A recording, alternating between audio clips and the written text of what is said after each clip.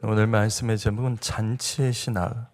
첫 번째로 섬김의 영성에 대해서 말씀을 전하겠습니다. 에스더 3장 12절부터 13절을 보시면 이 오늘 말씀의 배경은 페르시아의 하만이라는 사람이 왕의 허락을 받아서 그해 12월 13일 페르시아 땅에 살던 모든 유대인들을 영하로부터 모든 사람들을 마음대로 죽이고 재산까지 약탈할 수 있는 법을 만들어서 페르시아 전국에 선포했습니다. 있을 수 없는 일이 벌어진 겁니다. 그런데 놀라운 것은 이때 페르시아의 신하 중에 이러면 안 된다며, 세상에 이런 법은 없다며 한 민족을 말살시키고 그들의 재산을 빼앗는 것, 살인하고 도둑질하는데 그것이 합법적인 법, 이런 법은 없다며 단 한 명도 양심적으로 나서서 말하는 적 없었습니다. 그래서 에스더 4장 16절, 우리가 잘 아는 말씀, 죽음은 죽으리라. 에스더는 페르시아에 살던 모든 유대인들에게 3일 금식 기도를 선포하고 자신이 왕이 부르기 전에 왕 앞에 나갈 때 페르시아의 규례를 어기고 목숨 걸고 왕에게 나가기를 결단합니다. 당시 페르시아의 법에는 왕이 부르기 전에 왕 앞으로 나가는 것은 에스더 1장 말씀의 배경으로 그것은 위법입니다. 그래서 사형을 당합니다. 그래서 왕이 부르지도 않았는데도 나는 왕에게 목숨 걸고 나가겠다라며 3일 금식에 들어갑니다. 바로 오늘 말씀 여기서부터 시작합니다. 에스더 5장 1절은 에스더가 유대민족을 살리기 위해서 3일 금식 기도를 마친 뒤에 이제 목숨을 걸고 왕을 대면하기 위해서 왕이 있는 보좌로 나간 겁니다. 성도 여러분, 잘 들으십시오. 살리고 살아나려면 기도해야 됩니다. 에스더가 지금 하는 것은 살리려고 하는 거예요. 민족을 살리고 살아나기 위해서 지금 이렇게 하는 겁니다. 그런데 그냥 하면 안 돼요. 기도해야 됩니다. 기도해야 생명이 있습니다. 저와 여러분의 가정이 살아나길 원한다면 기도해야 됩니다. 바라기만 하면 안 돼요. 불경기 속에서도 성도들의 삶의 그 일터가 살아나기를 원한다면 기도의 자리에 나와서 함께 기도해야 됩니다. 부모 여러분, 자녀들 잘 되기 바라죠? 바라기만 하면 안 됩니다. 기도해야 살아납니다. 기도하면 살릴 수 있습니다. 그래서 2절 말씀, 당시 페르시아 아하수에로 왕은 성경에 보면 에스더를 지금 33일 만에 보는 겁니다. 33일 동안 에스더를 찾지 않았어요. 밤마다 다른 여자랑 있었습니다. 그런데 33일 동안 거들떠보지도 않았던 에스더가 이날 나타나자 갑자기 에스더를 보고 사랑에 빠집니다. 그리고 에스더는 아무 말도 안 했는데 3절 말씀 보면 소원이 뭐냐며 나라의 절반이라도 주겠다며 사람들 앞에서 약속을 합니다. 여러분, 요한복음 3장 16절 말씀, 우리가 다 아는 말씀이죠? 이 말씀은 사랑의 정의를 우리에게 가르쳐준 말씀입니다. 사랑은 주는 겁니다. 하나님이 우리를 사랑해서 그 아들을 주신 겁니다. 사랑은 주는 게 맞아요. 맞죠? 사랑하면 뭐든지 주고 싶죠. 부모 여러분, 내 자녀들 사랑하니까 뭐든지 다 주고 싶죠. 맞습니다. 사랑하면 주는 게 맞습니다. 그래서 페르시아 왕은 에스더 왕비에게 뭐든지 주고 싶은 거예요. 사랑에 빠져서. 성도 여러분, 하나님 사랑한다면 달라고만 하지 마세요. 하나님 사랑하면 드리셔야 됩니다. 여러분, 교회를 사랑한다면 교회에다 자꾸 요구만 하지 마세요. 주십시오. 섬기셔야 돼요. 성도를 사랑한다면 바라지만 말고 요구하지만 말고 주면서 섬겨야 됩니다. 이것이 오늘 말씀 핵심입니다. 그러나 에스더 5장 4절 말씀 보면 기도한 후에 갑자기 모든 것이 역전된 것 같죠? 다 해결된 것 같죠? 근데 에스더는 사람의 말을 따라가지 않습니다. 왜냐하면 이 갑자기 바뀐 왕의 태도는 또 언제 바뀔지 몰라요. 성도 여러분, 사람 따라가면 안 됩니다. 차 때문에 그런가요? 네. 주세요.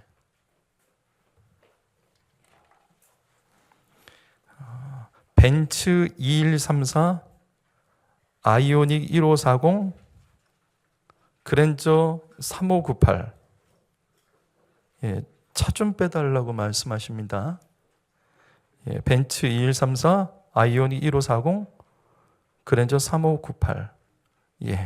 고맙습니다. 기도하고 왕 앞에 나갔더니 갑자기 왕의 태도가 바뀌면서 모든 것이 다 해결된 것 같아요. 근데 에스더는 왕의 말을 따라가지 않습니다. 소원이 뭐냐고 묻자 에스더가 하는 말은 내 소원은 뭐냐가 아니라 이따가 잔치자리 마련했으니 거기에 왕과 하만까지 초대합니다. 왕과 하만. 여러분, 바로 이겁니다. 기도하면 인내할 줄 알아야 됩니다. 기도하면서 조급하지 마십시오. 기도하면서 내 뜻대로 되지 않는다고 낙심하면 안 됩니다. 기도하는 사람은 때가 무르익을 때까지 기다릴 줄 알아야 됩니다. 결국 그래서 5절 말씀, 페르시아 왕이 왕후 에스더의 요청대로 준비된 잔치자리에 하만을 급히 부르게 됩니다. 우리 지난 시간 말씀 기억나나요? 왕이 왜 하만을 급하게 부르죠? 왕이 하만을 급하게 부르는 이유가 뭐죠? 에스더의 소원을 빨리 들어주고 싶어서. 그 증거가 이어지는 6절 말씀입니다. 6절 말씀 읽어보죠. 읽어봅니다. 시작.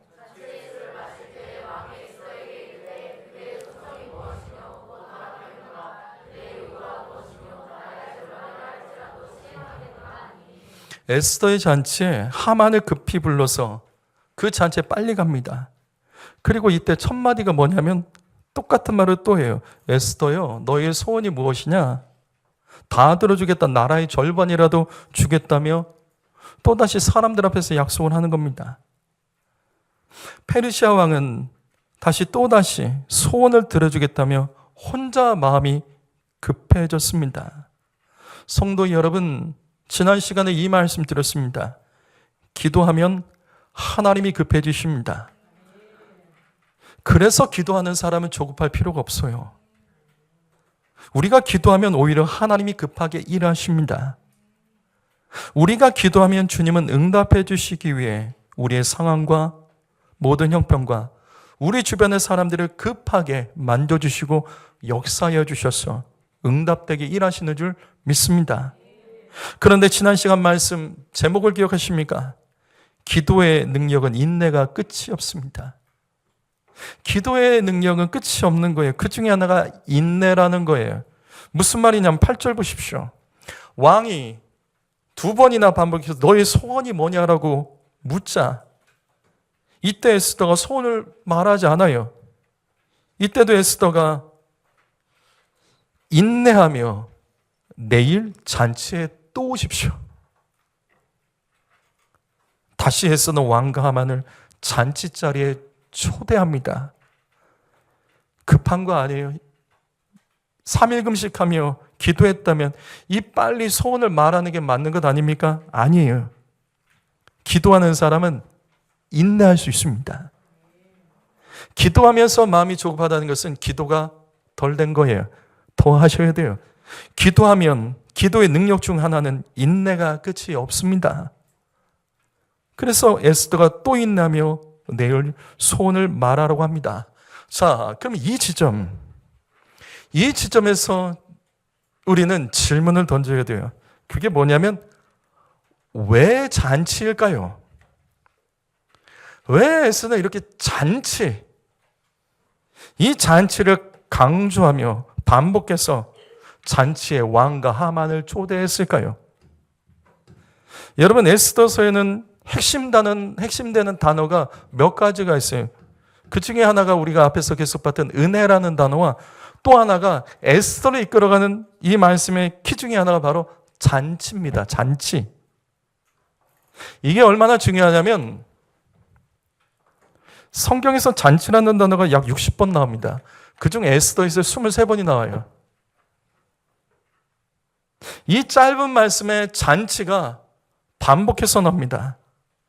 그래서 에스더서에는 잔치의 신학이 기록된 말씀이라고 할 수 있습니다.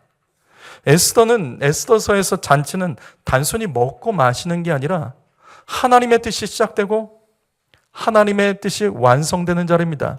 그래서 에스더서 1장의 시작 내용이 뭐죠? 에스더서의 1장 시작의 내용이 페르시아 왕 아하수에로 왕의 잔치로 시작합니다. 그리고 오늘 말씀에서 잔치, 그리고 에스더 9장 이 마지막에 부림절의 잔치로 최우승리로 에스더 말씀은 끝납니다. 잔치로 시작해서 잔치로 끝나는 말씀. 그렇다면 오늘 말씀 에스더의 잔치의 신학을 통해서 하나님은 우리에게 무엇을 가르쳐주고 계실까? 오늘 한 가지만 말씀드립니다. 첫 번째로 섬김의 영성을 가진 자가 섬김을 받을 수 있습니다. 자, 섬김의 영성이란 단어를 여러분 깊이 생각하셔야 돼요. 에스더는 왕이 자신의 소원이 무엇인지 허락하겠다며 그에게 말했지만 에스더는 계속해서 잔치만 준비하며 왕을 섬깁니다. 근데 한 번도 아닌 반복해서 왕을 섬깁니다. 성도 여러분, 앉아서 기도만 하면 안 됩니다. 기도하는 사람은 반드시 섬김의 영성을 함께 가져야 됩니다. 여러분, 기도도 영성이지만 섬김도 영성입니다. 섬김 아무나 못해요. 끝까지 섬기는 것 아무나 못해요. 영적인 성도의 외적인 증거가 바로 섬김입니다. 영적일수록 섬겨요. 영적일수록 끝까지 섬깁니다. 인간적으로 섬길 수 있어요. 그러나 인간적인 사람들은요, 조금 섬기다가 상처받으면 안 해요. 하지만 영적인 사람은 끝까지 섬깁니다. 그래서 부탁드립니다. 새벽 기도하시는 성도 여러분, 개인적으로 기도의 분량을 쌓아가는 성도 여러분, 앉아서 기도만 하시면 안 됩니다. 내 주변 사람들을 돌아보고 섬길 줄 아셔야 돼요. 교회에서 섬김으로 쓰임 받으셔야 됩니다. 그렇다면 기도하는 사람은 왜 섬김의 영성을 가져야 될까? 우리 중에서 간절하게 기도하는 성도가 있다면 반드시 하나님께 받기를 구하는 것이 있을 거예요. 요즘 여러분 간절히 기도하는 분 계세요? 분명 받기를 원하는 것이 있을 겁니다. 그런데 이때 하나님께 받기 위해서 열심히 구하기만 하면 안 된다고요. 다시요, 기도하는 사람은 하나님께 받기 위하여 먼저 내 주변 사람들을 섬길 줄 알아야 됩니다. 왜냐하면 하나님은 이 땅에서 사람을 통해 일하세요. 간절히 기도하는 성도가 다른 사람을 섬기면 하나님께서 우리의 섬김을 통해서 반드시 섬김받도록 역사해 주세요. 다시요, 요즘 간절히 기도하는 성도 있으세요? 어떤 중요한 일 때문에 하나님께 도움을 구하는 성도가 있습니까? 그렇다면 지금 이 말씀을 하나님의 음성을 들어야 됩니다. 다시요, 앉아서 기도만 하시면 안 됩니다. 간절히 기도하는 성도 여러분, 기도할 때 내 주변 사람들이 시끄럽다며 예민해지시면 안 됩니다. 기도하는 성도 여러분, 예민해지시면 안 됩니다. 기도하다가도 주변을 돌아볼 줄 알아야 돼요. 기도하다가도 멈추고 섬길 줄 알아야 됩니다. 기도하다가 내가 도와야 될 사람이 있으면 도와야 됩니다. 내가 다른 사람을 잘 섬기면 여러분 그 사람이 나를 위해 기도해 줍니다. 그래서 응답이 빨리 이루어져요. 나의 기도의 동역자가 된다고요. 간절히 기도하는 성도 여러분, 혼자 기도하고 응답받으러 가지 마십시오. 간절하면 간절할수록 다른 사람을 돌아보고 섬겨주십시오. 이 땅에서 하나님의 응답은 반드시 사람을 통해서 준비되고 주님은 역사하신다는 사실을 기억하시기 바랍니다. 우리 옆 사람 다시 인사하시죠. 내가 기도하면서 더 잘 섬기겠습니다.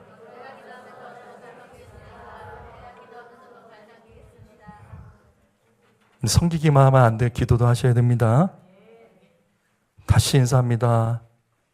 내가 기도하면서 더 친절하게 했습니다.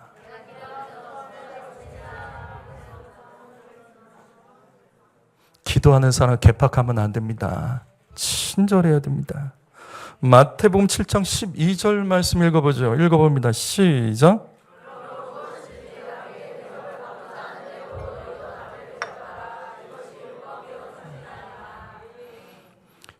여러분, 율법은 구약 성경 중에서 모세 오경을 가리킵니다. 여기 선지자 나오죠? 마지막에 선지자는 구약 성경 중에서 이사야, 예레미야, 에스겔 같은 선지서를 말씀합니다. 따라서 율법과 선지자, 이건 구약 성경을 가리키는 단어입니다. 구약 성경에서는 메시아의 예언 외에 사람과 사람 사이에 반드시 지켜야 될 핵심 계명이 있습니다. 그 본질을 요약한 것이 이 말씀입니다. 받고 싶으면 너가 먼저 섬겨라. 섬기면 받는다는 말씀이에요. 대접하는 자가 대접받습니다. 그래서 이 말씀을 성경에서는 뭐라고 부르죠? 그렇죠. 황금률이라고 부릅니다. 이 말씀은 황금처럼 소중한 말씀이고 이 말씀처럼 살면 이 땅에서 황금을 얻게 됩니다. 그래서 황금률이라고 불러요. 그래서 기도하는 성도 여러분, 아주 중요한 기도의 제목을 가지고 여러분 간절히 기도하는 성도가 있다면, 또 가족 구원을 해서 여러분 기도하고 있다면, 또 우리 중에는 어떤 삶의 돌파를 위해서 간절히 기도하는 성도가 있습니다. 다시 반복합니다. 앉아서 기도만 하면 안 됩니다. 섬기십시오. 받고 싶은 거 섬기십시오. 섬기면 섬김을 받게 됩니다. 대접하면 대접을 받게 됩니다. 내가 받고 싶은 것이 있으면 먼저 주십시오. 그러면 받게 됩니다. 이게 구약 성경 말씀의 사람과 사람과의 관계에서 본질이 되는 말씀이라는 거예요. 그래서 이 땅에 오신 예수님도 이렇게 말씀하셨어요. 마태복음 20장 28절 말씀 소리내서 읽어보자. 다 같이 소리내서 읽어봅니다. 시작.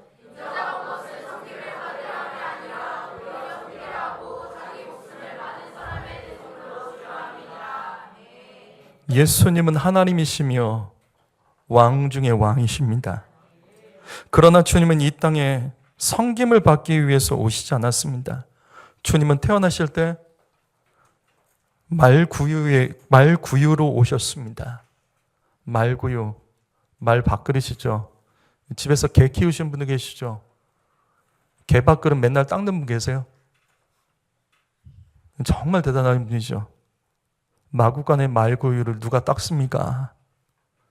가장 낮은 곳에 주인이 섬기기 위해서 오신 겁니다. 예수님이 우리를 섬기신 이유는 결국 섬김을 받기 위해서입니다. 그래서 주님이 십자가에 물과 피를 쏟으시며 생명을 다하여 주님은 우리를 섬기셨고, 그래서 우리는 이 시간도 예수님을 섬기며 예배하는 겁니다. 섬겨야 섬김 받습니다. 예수 믿는 사람들은 예수 닮아야 돼요. 이 땅에 주님이 오셔서 섬긴 것처럼 우리도 서로 섬겨야 돼요. 베풀 줄 알고 이타적이어야 됩니다. 복음은 말로만 전파되지 않아요. 그래서 가족 구원이 제일 힘든 거예요. 가족은 나를 더 잘 알아요. 가족은 나를 다 알아요. 그래서 가족 구원은 말로 절대 되지 않아요. 말이 부족해도 섬기면 그것이 복음입니다. 이것이 섬김의 영성이에요. 특별히 성도 여러분, 작은 교회를 잘 섬겨주세요. 여러분, 큰 교회는 섬기는 사람이 많아서 큰 교회가 된 거예요. 작은 교회는 한 사람 한 사람의 섬김이 교회에서 정말 아주 큰 힘이 되고 목회자에게는 큰 도움과 격려가 됩니다. 여러분, 예배로 섬겨주세요. 특별히 새벽 기도로 여러분 교회를 섬겨주셔요. 그리고 이 시대의 교회는 다음 세대 섬겨야 됩니다. 우리 교회야 나이대가 젊고 애들이 많지만 지금 한국교회 대부분이 고려가 돼서 10년 안에 교회가 어떻게 될지 모르는 상황이에요. 다 그거 걱정하고 있어요. 다음 세대 섬기는 교사들, 성도 여러분, 그분들 잘 섬겨주세요. 교사들 지치면 안 됩니다. 전도로 섬겨주시고 재정으로 섬겨주십시오. 무엇보다도 성전 건축을 위해서 섬겨주십시오.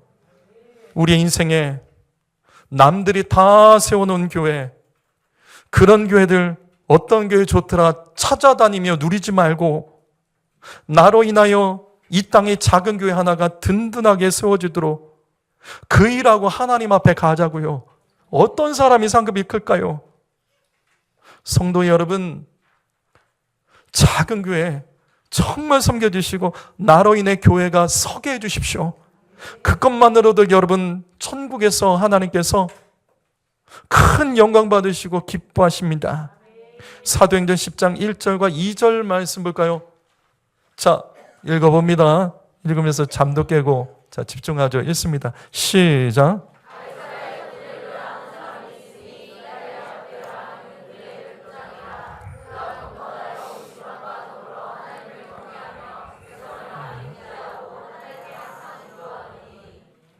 이 말씀은 고넬료라는 로마 백부장에 대해서 소개합니다.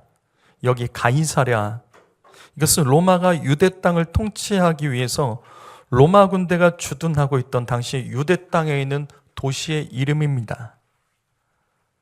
이곳에 지금 이달리아 부대,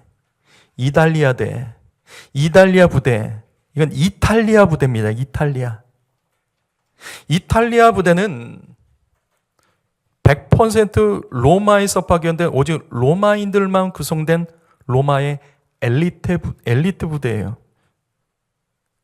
그 중에서 고넬료는 100명의 로마의 엘리트 병사들을 통솔하던 백부장입니다. 성경에 백부장이 여러 명 나오죠? 그들과는 급이 달라요. 이탈리아 부대 백부장, 순수 로마 혈통의 엘리트 장교입니다. 굉장히 높은 사람이에요. 그런데 놀라운 일이 벌어집니다. 이 순수 로마인이라고요. 태양신을 섬기는 로마의 백부장 고넬료가 하나님을 경외하게 됩니다. 그것도 온 가족이 함께 예배하는 가정을 이 고넬료가 세워갑니다. 그게 다가 아니에요. 무엇보다도 고넬료는 백성들을 많이 구제하면서 항상 기도했다라고 성경 기록합니다. 여러분, 여기서 항상 기도했다는 구절을 놓치지 마십시오. 항상 기도하는 사람은 기도만 하지 않습니다. 진짜 기도하는 사람은 섬김의 영성을 가지고 있습니다. 그 증거가 바로 고넬료입니다. 성도 여러분, 하나님은 달라며 기도만 하는 자가 아니라 구하면서도 내 주변 사람들을 섬기고 교회를 섬기는 그 섬김의 영성을 가진 자를 반드시 만나주시고 채워주십니다. 그래서 3절과 4절 말씀 읽어봅니다. 3절과 4절 읽어봅니다. 자, 읽습니다. 시작.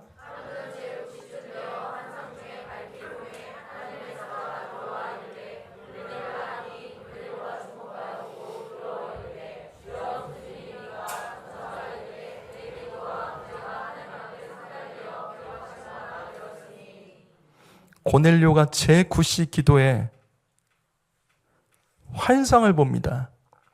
제9시가 몇 시죠? 성경에서 제9시가 몇 시죠? 성경에서 시간은 더하기 6을 해주면 현재 우리 시간입니다. 그러면 제9시는 오후 3시입니다. 오후 3시의 의미가 뭔지 아세요? 예수님이 십자가에서 죽으신 시간입니다. 시간을 정해놓고 오후 3시에 간절히 기도한 거예요. 여러분, 오후 3시는 굉장히 어중간한 시간이에요. 오후 3시. 이 시간은 굉장히 어중간해요. 하루를 끝내기도 그렇고, 하루에 갑자기 뭔가 하기도 그렇고, 어중간한 시간이 오후 3시입니다. 근데 이 시간에 기도하는 것은 더 어려운 거예요. 하루 일과가 다 끝나지도 않았는데 이 고넬료는 천사를 만난 만큼 아주 깊은 기도에 들어갑니다. 오후 3시예요. 하루 일과가 끝나지도 않았는데 이때 하나님께서 천사를 통해서 이같이 말씀하십니다. 하나님께서 너희 기도와 구제를 받으셨고 기억하고 계신다. 여러분, 우리 여기 중요한 것을 깨닫죠? 하나님 우리의 기도만 듣지는 않으세요. 섬김의 영성을 주목하시며 기억하십니다. 이 기억하다는 뜻이 뭔지 아십니까? 기억하다는 것. 이 기억하다는 것은 하늘에 쌓인다는 뜻이에요. 내가 기억한다는 것은 뭐냐면 주님이 하늘에서 쌓아가고 이것을 쌓아놓고 계신다는 뜻이에요. 우리의 기도도 주님은 기억하시지만 우리의 구제, 섬김도 주님은 기억하시며 하늘에 쌓아두십니다. 그리고 주님은 우리에게 도움이 필요할 때 그동안 우리의 섬김을 보시고 기도에 응답하시고 후히 누르고 흔들어 넘치도록 갚아주시고 채워주시는 하나님이십니다. 그래서 누가복음 6장 38절 읽어보죠. 읽어봅니다. 말씀을 읽을 때는 분명한 소리로 자 읽습니다. 시작.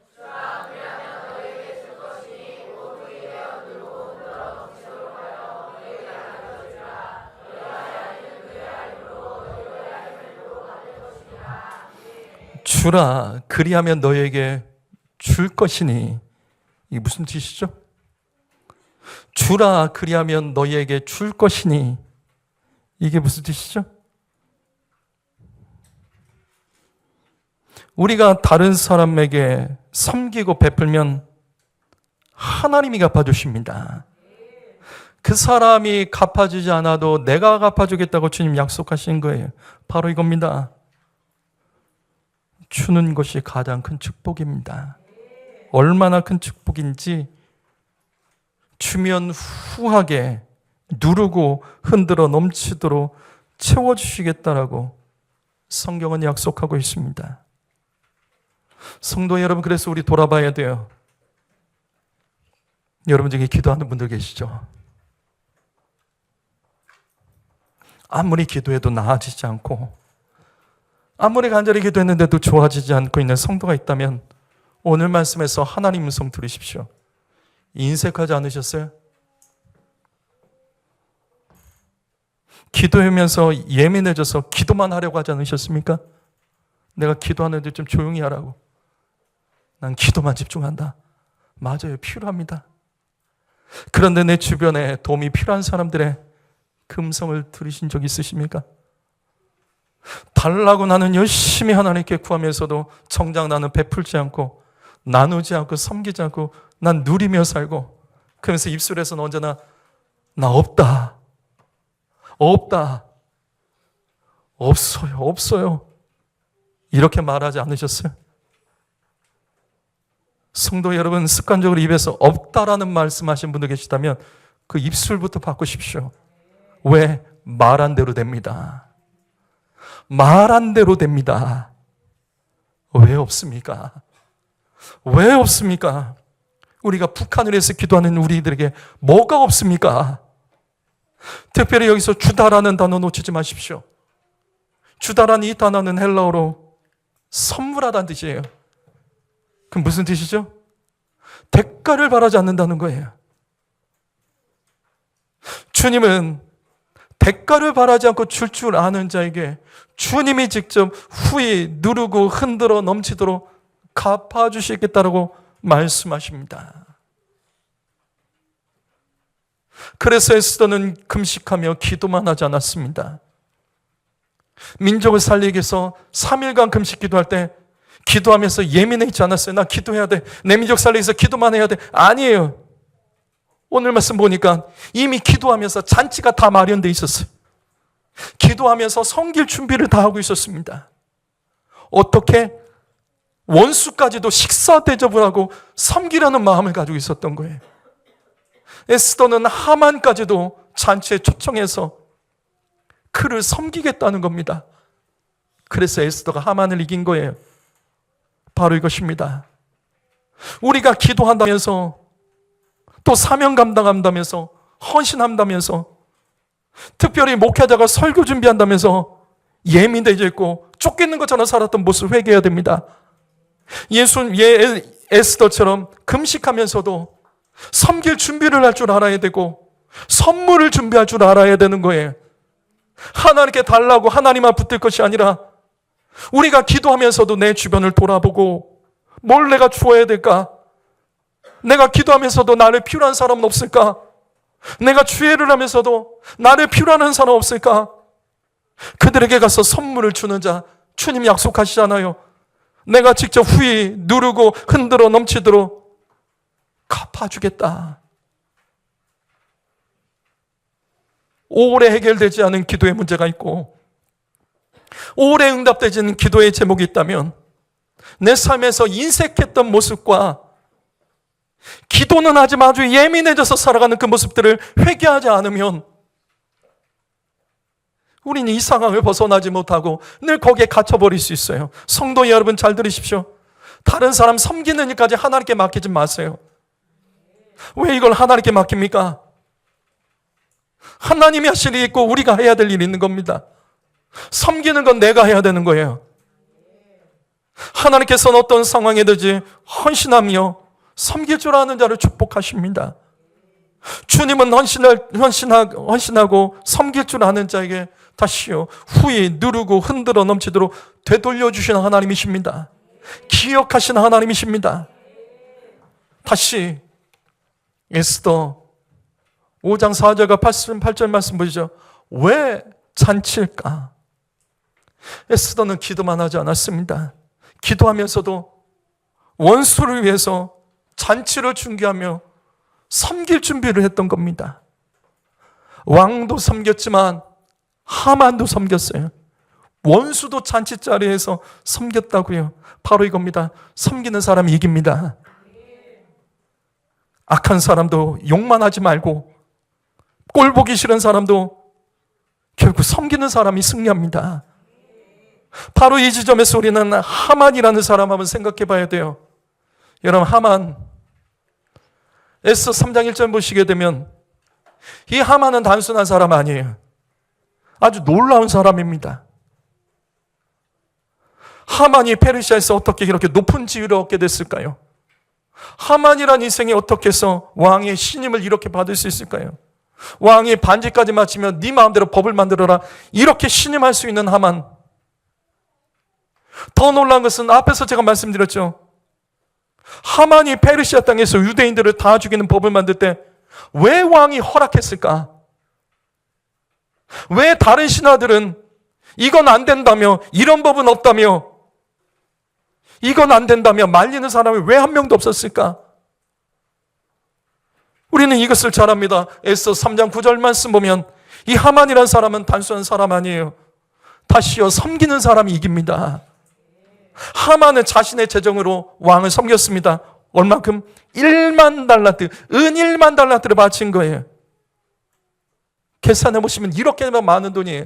은 1만 달란트. 당시 페르시아의 재정의 세금의 약 3분의 1 정도라고 말합니다. 한 사람이 유대민족을 다 죽이는 법을 만드는데 왕에게 신임받기 위해서 한 나라의 세금의 3분의 1에 해당되는 그 많은 돈을 발치면서 나가는데 그렇게 왕을 섬겼더니 돈으로라도 왕을 섬겼더니 왕의 신임을 얻게 되는 거예요. 그래서 앞에서 말씀드린 것처럼 하만이 말도 안 되는 약법, 이건 있을 수가 없는 거라고요. 어떻게 법으로 한 나라의 대제국이, 막 사는 나라가 아니라 대제국이 사람을 날짜를 정해서 다 죽여버리고 그 사람들의 재산을 빼앗는 법을 어떻게 만들 수 있을까? 그래요. 가령 미친놈들이 하나가 이렇게 나타나서 이런 일을 한다 할지라도 다른 정상적인 사람들이 이걸 막아야 되죠. 반대해야 되죠. 분명 하만은 왕뿐만 아니라 그렇다면 다른 사람도 섬겼다는 걸 말해요. 그는 돈을 가지고 자신이 가진 역량을 가지고 다른 사람에게 베풀었기 때문에 그가 악을 행해도 그의 편을 사람들이 들어주는 거예요. 바로 이겁니다. 그런데 왜 이스라엘 이렇게 한 나라에서 말도 안 되는 법으로 유대 민족을 다 죽이는데 왜 유대인의 편을 드는 사람들이 없을까요?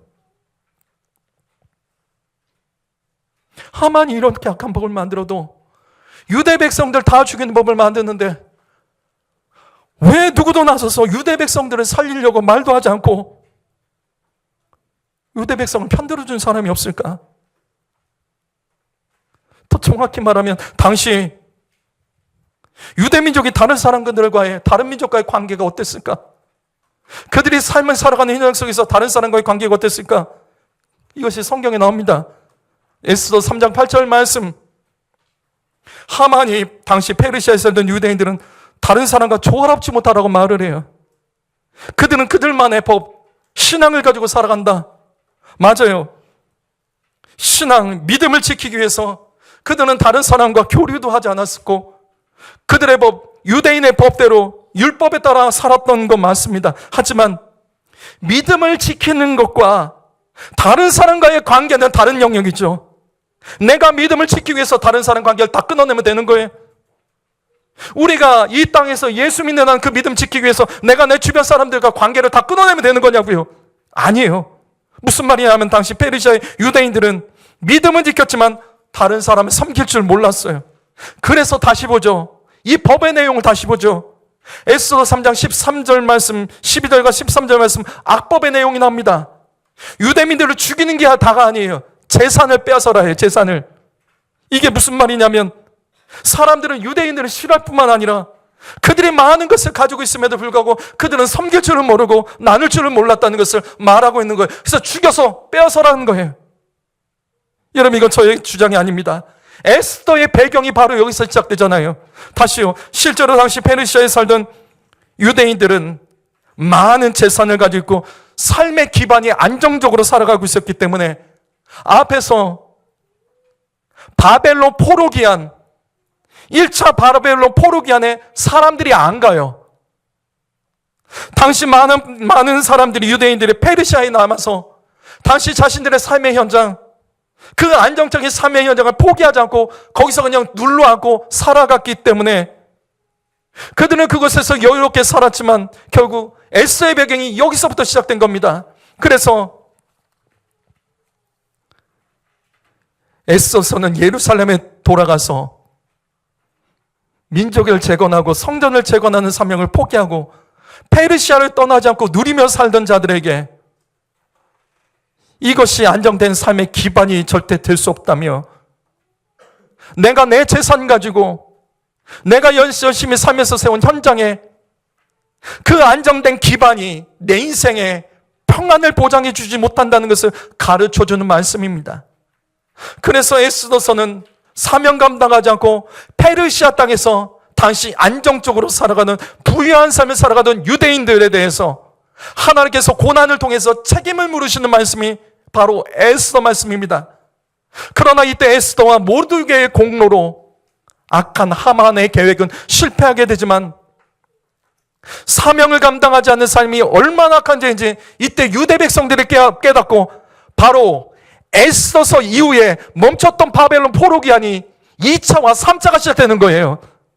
1차 때 가지 않고 자신의 재산을 다 쏟아서 자신의 삶의 기반을 옮겨서 예루살렘 재건을 위해서 힘쓰던 사람들, 그 일에 동참하지 않고 나는 페르시아 땅에서 안정적으로 살 거야, 나의 재산 이거 지키면서 이게 살 거야, 그것은 안 된다는 것을 주님이 가르쳐 주셨을 때 이 하만의 사건으로 인하여 에스더가 승리하고 나서 2차 포로기한과 3차 포로기한이 시작된 겁니다.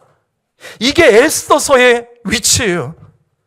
바로 이겁니다. 성도 여러분, 왜 에스더는 3일 금식을 하고 이렇게 잔치를 준비했을까?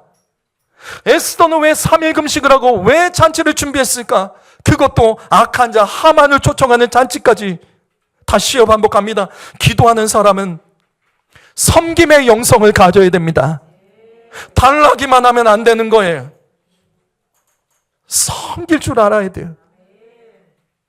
기도하는 하나님의 백성들은 성전을 세우는 일을 하고 하나님의 나라를 세워가는 일을 위하여 다른 사람을 섬기며 도우며 함께 사명 감당해야 됩니다. 내 문제 가지고 기도 응답받겠다고 예민해져서 기도만 하는 것이 아니라 내 문제를 가지고 기도하다가도 내 주변에 도움이 필요한 사람이 있고 내가 도와야 될 사람이 있으면 멈추고 그들을 돕고 섬길 때 하나님은 그 사람의 기도뿐만 아니라 그 섬김을 기억하시고 하늘에 쌓으시고 그의 삶 가운데 반드시 우리의 삶에 어떤 어려움이 있고 필요한 것이 있을 때 반드시 채워주시고 역사하시고 도와주시는 하나님인 줄 믿습니다. 다시 반복합니다. 성도 여러분, 우리 정말 기도해야 돼요. 근데 기도만 하면 안 돼요. 돌아볼 줄 아셔야 돼요. 섬길 줄 아셔야 되고 이타적이어야 됩니다. 나머지 잔치의 신학 두 번째 말씀은 다음 시간에 전하겠습니다. 기도하겠습니다.